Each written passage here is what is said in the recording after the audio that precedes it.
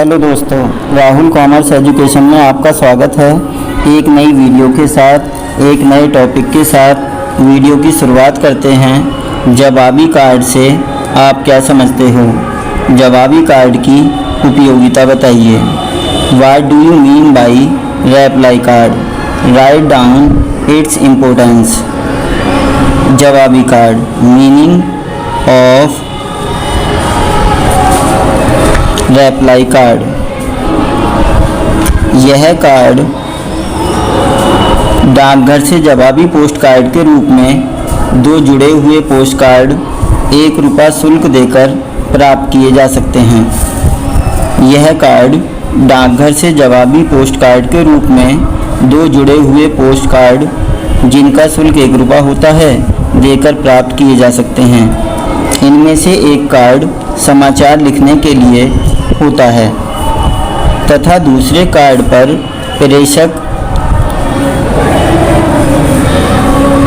केवल अपना नाम व पता लिख देता है। यह कार्ड उत्तर के लिए होता है। समाचार को प्राप्त करने वाला व्यक्ति दूसरे पोस्ट कार्ड को अलग कर लेता है। उस पर वह केवल उत्तर के रूप में समाचार लिख देता है तथा पास के किसी लेटर बॉक्स अथवा डाकघर में उस कार्ड को डाल देता है। इस प्रकार का कार्य जवाबी पोस्ट कार्ड कहलाता है। This card is available in the post office which cost is ₹1। There are 2 card joined with each other. First is used to send the message one place to another or one person to another, and second is used to receive the answer which is written by the receiver. In this process information can be sent easily and the reply of the receiver can be received easily. It is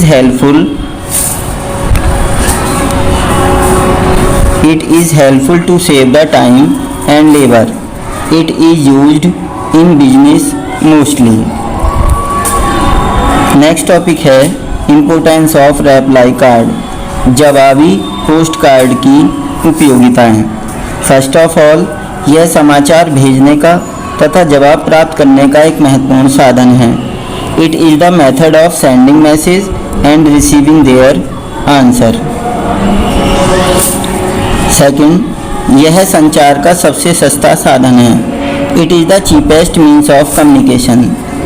जिस प्रकार हमने पढ़ा था कि post card सबसे सस्ता साधन है, उसी प्रकार जवाबी पोस्ट कार्ड भी सबसे सस्ता साधन होता है, क्योंकि इसमें जुड़े हुए 2 पत्र होते हैं जिनकी कॉस्ट ₹1 होती है। नेक्स्ट है व्यापारिक दृष्टि से एक उत्तम साधन होना। It is mostly used in business. जवाबी पोस्ट कार्ड का अधिकांश उपयोग व्यापारों में किया जाता है, इसलिए इसे व्यापारिक दृष्टि से एक उत्तम साधन माना जाता है। सूचना के साथ साथ प्राप्तकर्ता का उत्तर भी प्राप्त हो जाता है। It is helpful to send the message and receiving their reply. तो मैसेज भेजने के साथ साथ उसका रिप्लाई भी प्राप्त हो जाता है। नेक्स्ट है समय एवं श्रम की बचत करने में सहायक। It is helpful to save the time and labour. इससे व्यापारिक श्रम और समय दोनों की ही बचत होती है। नेक्स्ट टॉपिक है तार से आप क्या समझते हो? तार लिखते समय किन किन बातों का ध्यान रखना चाहिए? What do you mean by Telegram? Write down the step which is used before writing a telegram. तार का अर्थ, संक्षिप्त सूचना को कम से कम समय में एक स्थान से दूसरे स्थान पर भेजने के लिए तार का उपयोग किया जाता है। यह सामान्य ढंग से कम समय में भेजा जा सकता है। यह शीघ्र संदेश भेजने का एक महत्वपूर्ण साधन है। जैसा कि हमने संचार के साधनों में पोस्ट कार्ड, जवाबी पोस्ट कार्ड के बारे में पढ़ा, उसी क्रम में हम टेलीग्राम तार के बारे में पढ़ रहे हैं, जो शीघ्र संदेश भेजने का एक महत्वपूर्ण साधन है, जिसमें संक्षिप्त सूचना को कम से कम समय में एक स्थान से दूसरे स्थान पर एक व्यक्ति से दूसरे व्यक्ति तक पहुंचाया जा सकता है। Telegram is the means of communication which is used to send the short message rapidly one place to another. So it is called the rapid means. It is called the rapid means of communication. It is helpful to save the time. Next point है तार लिखते समय ध्यान देने योग्य बातें। वे कौन कौन सी बातें हैं जो तार लिखते समय ध्यान में रखनी चाहिए। The step which is used before writing Telegram. First of all, तार में भेजी जाने वाली सूचना संक्षिप्त होनी चाहिए। The message should B short. तार के द्वारा जो सूचना भेजी जाती है वह संक्षिप्त होती है, क्योंकि इसमें शब्दों की संख्या के आधार पर शुल्क वसूल किया जाता है, इसलिए छोटे से छोटे मैसेज का इसमें प्रयोग किया जाता है। सेकंड है, तार में आदर सूचक शब्दों का प्रयोग नहीं करना चाहिए। Respectable word should not use in the Telegram.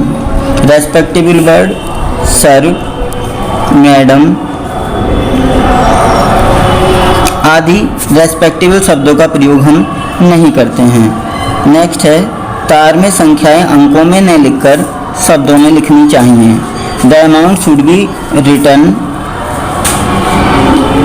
यहाँ पे थोड़ा सा मिसप्रिंट है, WRITTEN, written in number instead of word.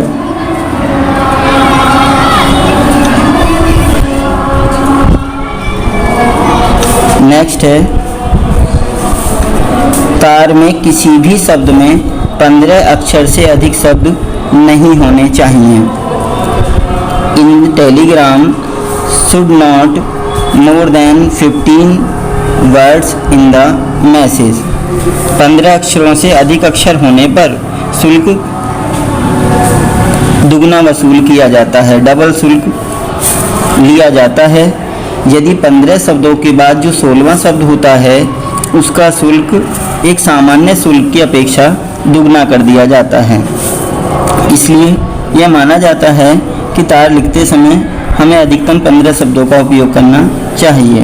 Next, तार का पता संक्षिप्त होना चाहिए। Short address should be used in Telegram. यदि प्राप्तकर्ता का संक्षिप्त पता हमारे पास है तो हमें उसका उपयोग करना चाहिए, क्योंकि वे अक्षर भी मैसेज में गिने जाते हैं। नेक्स्ट, प्रत्येक तार की एक प्रति कार्यालय में रखनी चाहिए। ए copy of Telegram should be kept in the office. जैसा कि हम जानते हैं कि व्यावसायिक दृष्टि से पत्रों की नकल को भविष्य के लिए सुरक्षित रखा जाता है, ताकि आवश्यकता पड़ने पर हम उनका उपयोग कर सकें। इसलिए तार की एक प्रति कार्यालय में रखनी चाहिए। नेक्स्ट है, तार में किसी भी शब्द को बार बार नहीं लिखना चाहिए। दोहराव नहीं होना चाहिए, उसे बार बार रिपीट नहीं करना चाहिए। The word in Telegram should not repeated. Next, तार में विराम चिन्ह जैसे कॉमा, पूर्ण विराम आदि का प्रयोग नहीं करना चाहिए। In the Telegram comma, full stop should not use. Next, तार में अंग्रेजी के बड़े अक्षरों का प्रयोग करना चाहिए। Block letter should be used. Next, तार में केवल मुख्य बातों को ही लिखना चाहिए। Only necessary message should be written in telegram. तो दोस्तों, आज की वीडियो में हमने जवाबी पोस्ट कार्ड तथा तार के बारे में पढ़ा और समझा। नेक्स्ट वीडियो में हम सांकेतिक तथा गुप्त भाषा के तारों का अर्थ और उनके अंतर के बारे में पढ़ेंगे और जानेंगे। तो दोस्तों, यदि आपको यह वीडियो अच्छी लगी हो तो ऐसी ही वीडियो आगे देखने के लिए चैनल को सब्सक्राइब करें, वीडियो को लाइक करें तथा अपने दोस्तों में ज़्यादा से ज़्यादा शेयर करें।